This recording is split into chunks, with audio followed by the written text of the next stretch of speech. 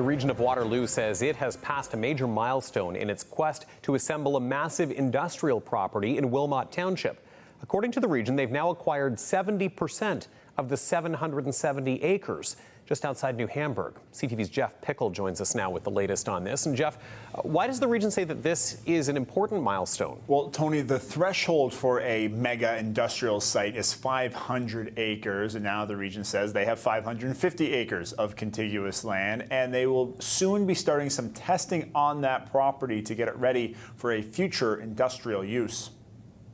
Through the protests and harsh words, the region is making headway on its quest to assemble land in Wilmot Township. So we thought it was really important when we reached a new threshold of having 70% of the land assembly in Wilmot.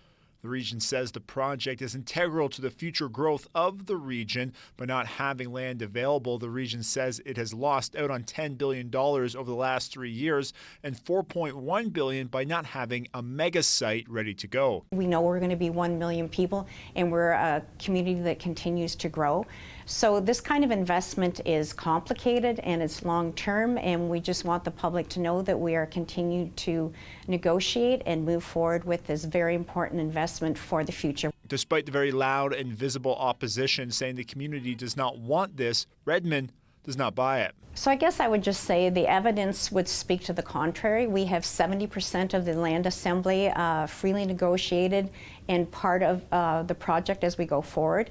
And I hear from many people that are very, very supportive. So yes, there's been a contingent of very noisy voices that are talking about it, but there's been a lot of quiet voices. At this point, it's unclear which properties have been bought or how much they paid, but the region says the 550 acres makes up an unbroken parcel of land.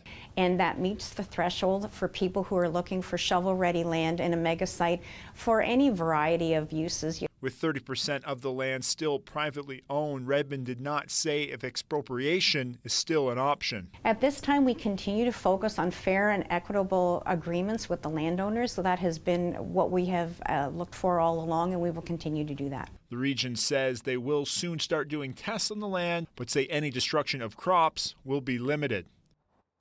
Redmond also restated that despite speculation in the community, the site does not have a specific end user predetermined, and say really it could come from any sector, not necessarily just the auto sector. But they believe they just need to have this land ready to go so they don't miss out on any more opportunities.